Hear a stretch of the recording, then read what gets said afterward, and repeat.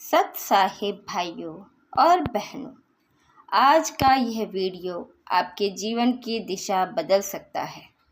हम सभी भक्ति करते हैं, उपवास रखते हैं और भगवान की पूजा करते हैं, लेकिन क्या कभी हमने यह जानने की कोशिश की है कि वह पूर्ण परमात्मा कौन है, जिसकी चर्चा चारों वेदों और श्रीमद् भगवद गीता में की गई है। अक्सर लोग भगवान विष्णु, श्री राम या श्री कृष्ण को ही सर्वशक्तिमान मानते हैं, लेकिन आज हम जगत गुरु संत रामपाल जी महाराज के अनमोल ज्ञान के प्रकाश में पवित्र शास्त्रों के माध्यम से यह समझेंगे कि श्री विष्णु जी की स्थिति क्या है और वह परम अक्षर ब्रह्म कौन है, जिसकी शरण में जाने का निर्देश स्वयं गीता जी देती है। वीडियो के अंत तक बने रहें, क्योंकि आज सत्य आपके सामने होगा। भक्तों, हमारे पुराणों में ब्रह्मा, विष्णु और महेश को त्रिदेव कहा जाता है। श्री विष्णु जी को जगत का पालन करता माना जाता है, लेकिन क्या विष्णु जी अविनाशी हैं? श्रीमद् देवी भागवत महापुराण के 3 स्कंद में स्पष्ट लिखा है कि ब्रह्मा, विष्णु और शिव का जन्म और मृत्यु होती है। यहाँ तक कि भगवान विष्णु स्वयं स्वीकार करते हैं कि मैं ब्रह्मा और शिव नाशवान हैं।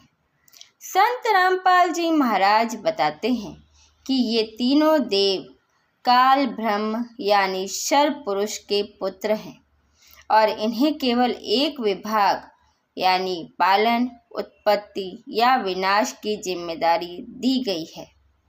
ये पूर्ण परमात्मा नहीं, बल्कि उस समर्थ परमात्मा के अधीन कार्य करने वाले राज्यपाल यानी हम गवर्नर की तरह कह सकते हैं। अब बात करते हैं गीता जी की। गीता अध्याय 15 के श्लोक 16 और 17 में 3 प्रकार के पुरुष यानी भगवान बताए गए हैं। पहला है शर पुरुष, जो नाशवान है, यह काल ब्रह्म है। दूसरा है अक्षर पुरुष, जो अविनाशी कहा जाता है, लेकिन वास्तव में वह भी पूर्ण नहीं है। और तीसरा है उत्तम पुरुष यानी परमात्मा।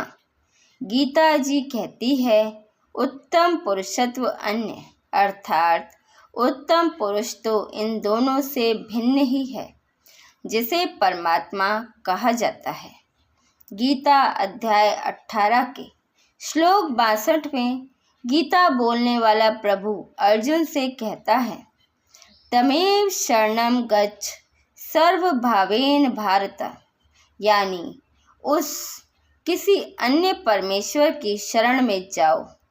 इससे सिद्ध होता है कि श्री कृष्ण या विष्णु जी के अलावा भी कोई ऐसी सत्ता है जो सर्वोपरि है। वेदों में उस पूर्ण परमात्मा का नाम स्पष्ट रूप से दर्ज है। ऋग्वेद मंडल 9 सूक्त 96 मंत्र 17 में लिखा है कि वह पूर्ण परमात्मा कबीर देव है। वह शिशु रूप में प्रकट होता है और अपनी वाणी यानी कबीर वाणी के माध्यम से तत्व ज्ञान का प्रचार करता है। यही कबीर साहिब हैं जो 600 साल पहले काशी में एक जुलाहे के रूप में आए थे। हम उन्हें केवल एक कवि या समाज सुधारक मानते रहे, लेकिन संत रामपाल जी महाराज ने प्रमाणों के साथ सिद्ध किया है कि वही कबीर देव वास्तव में वह सुप्रीम गॉड हैं जिन्होंने सृष्टि की रचना की। पूर्ण परमात्मा वह है जो हमारे पाप कर्मों को काट सकता है। यजुर्वेद अध्याय 8 मंत्र 13 कहता है कि परमात्मा पाप विनाशक है, जबकि अन्य देवताओं के बारे में कहा जाता है कि वे कर्म का फल नहीं बदल सकते। संत रामपाल जी महाराज बताते हैं कि उस पूर्ण परमात्मा की प्राप्ति केवल एक तत्वदर्शी संत के माध्यम से ही संभव है। जैसा कि गीता अध्याय 4 श्लोक 34 में निर्देश दिया गया है। आज के समय में केवल संत रामपाल जी ही वे संत हैं जो शास्त्रों के ताले खोलकर हमें सही मंत्र और मर्यादा बता रहे हैं। भक्तों, सत्य कड़वा लग सकता है, लेकिन यह हमारे कल्याण के लिए है। अगर हम आज भी केवल सुनी सुनाई बातों पर भक्ति करते रहे तो जन्म मरण का चक्र कभी खत्म नहीं होगा।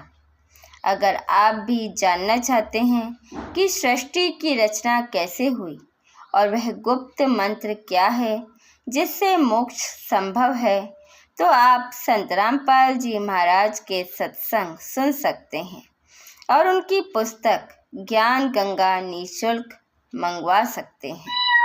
आज के वीडियो में इतना ही।